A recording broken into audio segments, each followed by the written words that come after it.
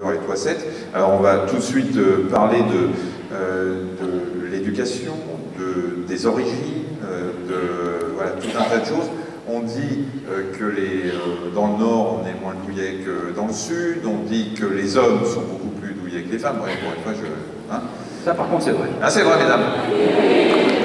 Ah, voilà. Messieurs, vous êtes douillets? Non. Oui. Ah, bien.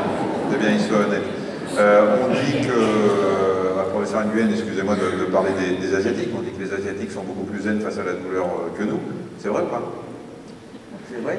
C'est dû à quoi? Non mais alors, quittez votre blouse de professeur et parlez-moi du côté origine.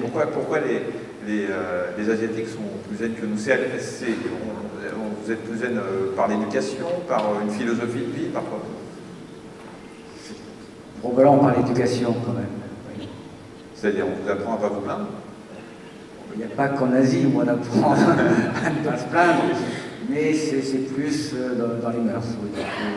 Pour exemple, actuellement au Vietnam, par exemple, il n'y a pas de centre antidouleur. Parce qu'on a pas mal.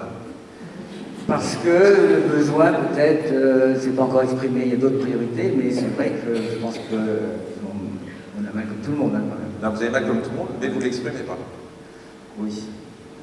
Ceci étant, il y a des choses. Il y a une étude il y a quelques années qui a été faite sur des césariennes réglées, des césariennes programmées avec les mêmes techniques, etc.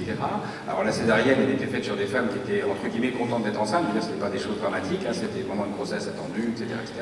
Et on s'est aperçu que le vécu de ces grossesses, la douleur post-opératoire liée par l'intervention, par le fait qu'on ait ouvert le ventre de ces mamans, était totalement différente dans les pays nordiques que dans les pays du Sud. C'est beaucoup plus important dans les pays du Sud. Donc c'est des choses qui quand même sont un peu étonnantes.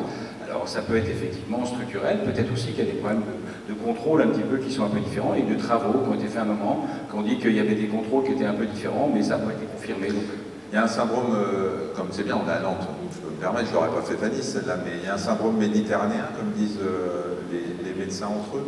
Parce que c'est vrai qu'entre nous, souvent, hein, vous le reconnaissez, entre nous, quand c'est des gens du Sud, on se dit, bon, il est un peu plus douillet, mais on parle de syndrome méditerranéen, un petit peu, pour pas vexer les gens quand ils l'entendent. Culturellement, je pense qu'effectivement, il y a des façons différentes d'exprimer les choses, c'est sûr, et il y a probablement une réaction emphatique, mais peut-être aussi qu'on a des choses qu'on n'est pas encore en train de maîtriser, et qui sont probablement enfin attention, comme on dit, racialement différentes, c'est-à-dire qu'on a des moyens de se défendre un peu différents.